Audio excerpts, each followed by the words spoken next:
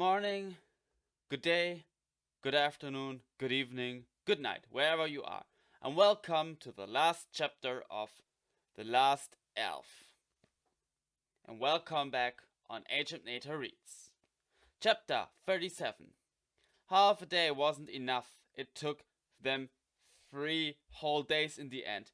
There wasn't a person left who didn't look like a statue of mud. They had carved their way first through earth, then through rock, using pointed stones in place of the picks they didn't possess. Their arms were so tired it seemed impossible that they would ever not be. It was a slow, strenuous, and magnificent descent. The sea opened up before them.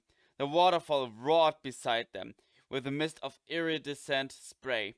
The air smelled of salt and myrtle, and the wild fennel that grew stubbornly in the cracks of the inhospitable rocks beaten by the wind, along with tiny wild orchids. As they climbed down, they had their first glimpse of the little freshwater lake, formed at the bottom of the waterfall, among the maritime pines before the long white beach that lined the bay beneath them. On one side, the bay continued on into a flat coastline, while on the other it was sheltered and closed by a rough green promontory on which tiny lights would soon twinkle at night. The new houses of Arstrid. George no longer had the strength or the ideas to go on telling stories. But the traveling players brought out their instruments, and their music gave those who were working the strength to go on. They clenched their teeth and kept at it. Hour after hour, span after span, they dug their path. As they dug, they noticed pieces of burnt rope dangling from the rocks and the lower branches of the big chestnut trees that jutted out toward the horizon. The former inhabitants of Astrid must have gotten down by a system of rope ladders, which they had burned behind them after reaching safety.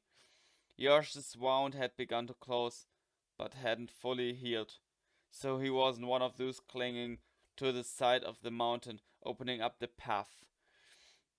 Instead, he stayed at the top along with the older women, the smaller children, and the one who were resting once their labors were over. When the Curtis men found a rock so hard that it was indestructible and impossible to move, they sent Kala to come and get him. George arrived and tried to come up with an idea.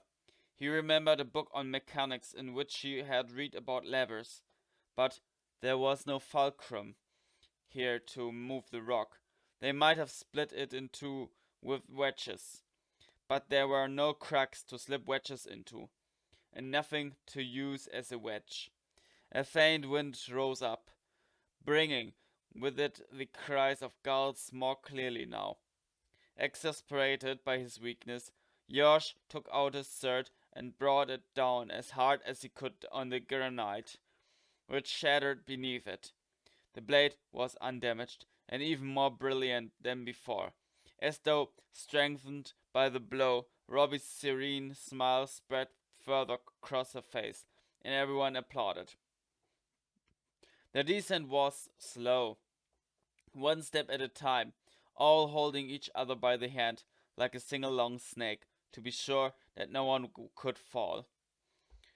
When they reached the bottom, they were so exhausted and emotional that they stayed in silence for a long time, looking at the gentle motion of the waves as they flowed onto the beach. A few people knelt down and kissed the sand. Some of them went to touch the sea. George had first smelled the scent of the sea while flying on Erbrow's back. It had been then that he had thought that touching the sea divides your life into before and after. Because after you've done it, nothing is as it was before. Silence reigned for a long time. The children were the first to move. They swarmed onto the beach, fascinated by the motion of the waves. George, who had read 6 treatises on seashells, taught them to dig beneath the sand for edible creatures, and they began to collect them, noisily and cheerfully. Robbie had also squatted down on the shore, plunging her hands into the soft, damp sand that came away easily, revealing the smooth and elongated shells of the big pale pink bivalves between her fingers. My father used to say that wasn't inside the shells and good to eat. Is good to eat, even if it thinks and possibly even understands poetry, she said with a laugh, her big eyes gleaming like stars. Josh told himself that sooner or later he would have to tell her how the joke had first arisen. They set up camp in the pine grove near the little lake, beside the waterfall. It was a good spot, and there was plenty of water. The sound of the waterfall mingled with the sound of the waves, like a voice singing a lullaby. A sheer wall of pale rock hung over a clearing. Josh took his sword and carved a brow into the wall, first in elfish characters, and then in the current runic ones. A small crowd of people watched him in fascination. Some of them came close enough to touch the letters with their fingers. They asked what it meant, and Josh explained. Fine, said the woodcutter. That was the name of the dragon, wasn't it? And it will be the name of your country. We will call it Brow. That the one of the former customs officials of the county of Delagar. Then write that which a person works from the land is his own, and no one can take it from him. Josh wrote in clear and careful characters, not changing a syllable, because if you have thought of for the chance to speak, you have the right for that what you say to be left unchanged. After he had finished, he added everything the others dictated to him. If a person doesn't like it, he can leave, and if he comes back later, that's alright too. No one can hit anybody. The hoe that you have always worked, with which belonged to you or to your father before it belongs to you. And you can't hang people either. You can't try to read and write. All that you take from the sea is yours, and you don't have to pay anybody for it. If a father and a mother die, their best friends become the father and mother of their children. No little child must work. There was a long silence. Everyone can try to be happy as best as he can, a woman said.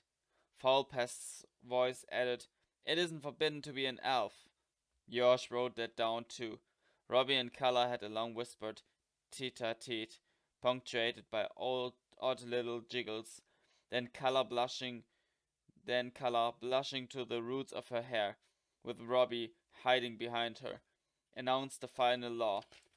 A person can marry whoever he really likes, even if the other person is a bit different, and no one can say anything.